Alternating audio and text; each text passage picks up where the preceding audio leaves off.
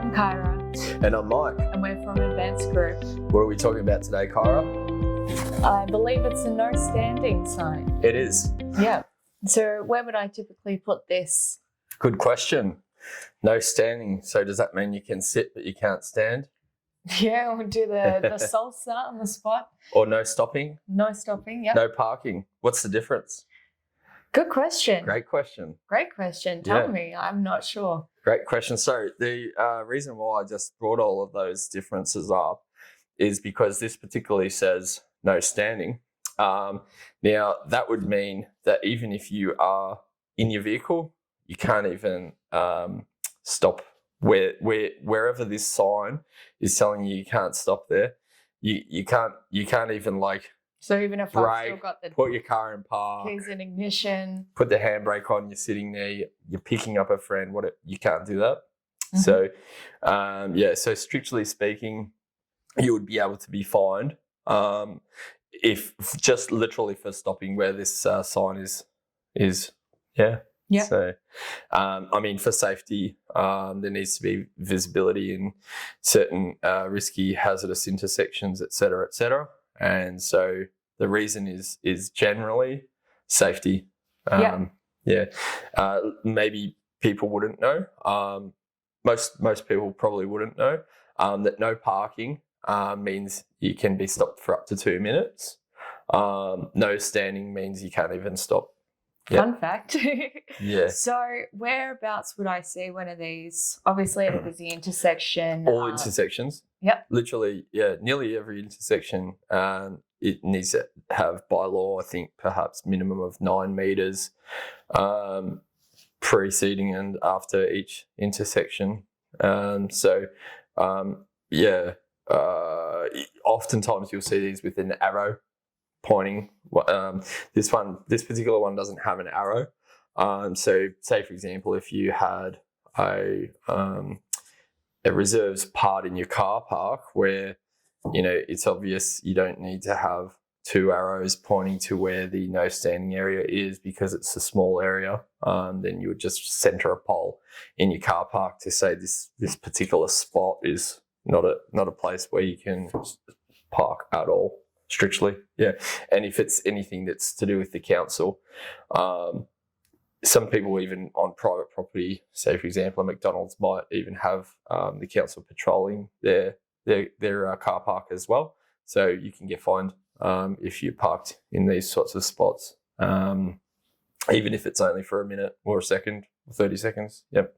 Are they all made short and sweet, these no standings, with no extra information or messages on the bottom?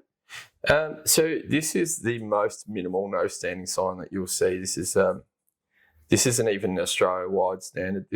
Some people in New South Wales will have this sign, but the New South Wales one is actually different, and it'll be all red background, and then it'll have white no stopping written on it. So every state has different bylaws, but for most of Australia, this is the typical sign, which is the no standing. Sometimes people have supplementary wording, no standing, but it would be considered superfluous for most situations. Other people have times of the day when it's no standing with arrows, or some people might have supplementary wording that might say emergency vehicles accepted, police accepted, ambulances accepted. There's a variety of different wordings that you can put underneath it, or arrows. If you are on the website and looking at this webpage, you will actually notice that you can actually add supplementary wording. It costs more, obviously, but there is ways that you can add things to this so that it can be a semi-custom sign that we can change to your requirements if you want. You're going to have to pause it there. We're back. So this here, it's made from a metal aluminium?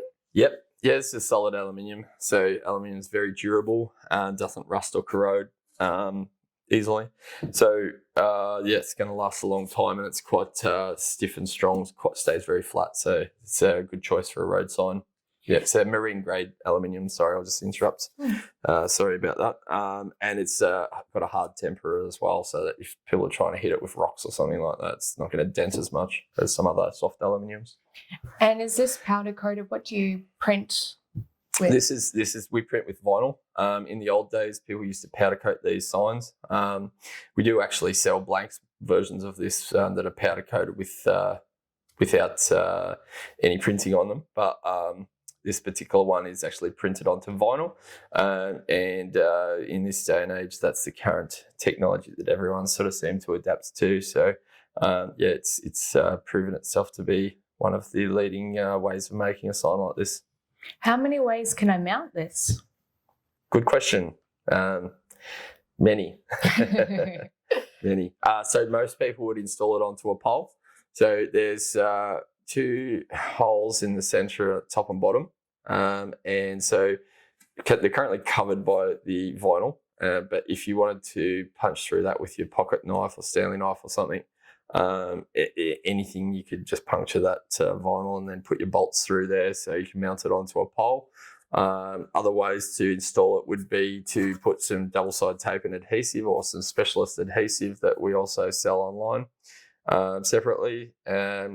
There's different ways to use coach bolts. So the reason why the holes are square is so you can use coach bolts, whether it's going into an A-frame or whether it's going to cyclone wire fence. We sell different bracketry for different ways of installing this, whether it's on A-frame or a cyclone wire fence. We have those brackets available, also the brackets for holding them onto poles. If you wanted to go onto a lamp pole or a utility pole and you can't use tech screws, then you could use some sort of banding equipment. We also sell that as well online. So depending on your situation, depends on how you're going to install it, but all the ways are possible. I think that's Cool. mostly all the ways you would install it. So if I was to see a pole there and it had something on it, can I use that pole, or do I need a different sign, a different space? It depends what's on the pole already. So say, for example, if it's a utility pole and it might have some other sort of car park signage on it, I would generally try and put it onto whatever is existing as my first choice, because it reduces clutter. So, in a busy environment like a car park, the less clutter, the better. Sometimes we'll incorporate everything onto one sign if it's going onto a pole that's already cluttered, or going to be cluttered, just so that it's just less clutter, and play around with some different variables in the sizing and the way that it's laid out. But if you have to move the other sign up or down to put this sign wherever you want on that utility pole, people do that, and I recommend it. If they are conflicting messages, obviously that would be a problem.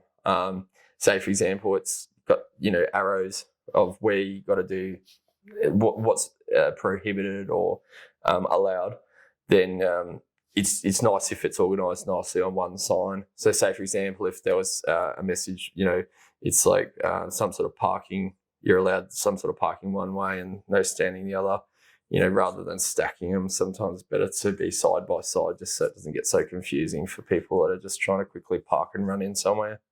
And so those composite type messages would be a whole different video, but feel free to arrange them on utility poles however you need, or lamp poles. So could you do those mixed messages with 2 of the signs? Say if there was already an existing one, would I be able to get one this size, or would I have to get the double made up? Some people will try and play around and keep whatever's existing and make up special brackets so that they're side by side and this and that, but I don't recommend it, because the time and effort that takes and how ugly and messy it can look, and trying to figure out new ways to install it onto the pole, you're better off just to have one sign, and we'd make it up as a custom sign, semi-custom sign that's specifically for that purpose. And the time and effort that would take would be less than trying to play around with brackets that don't exist. You have to make yourself, and then it just looks ugly at the end of the day. So lovely. Is there anything else? I think we talked about the other states having slightly different messaging. We've talked about the differences between no standing, no parking, everything else, I think so. That's pretty much it. This sign is 225 mil wide, 450 mil tall, which is the Australian standard. Definitely don't need the words no standing underneath it. These days, we just don't do that. If you have a sign that's already like that, it's not necessary. If you want it matched up, we can match it up. It's just going to cost more to have any supplementary wordings or graphics put on there. So that's about it. If you want to buy this sign, you can go online to www.advancedgroup.com.au. And if you want to see more videos like this, hit the subscribe button. Thanks for watching. Thank you.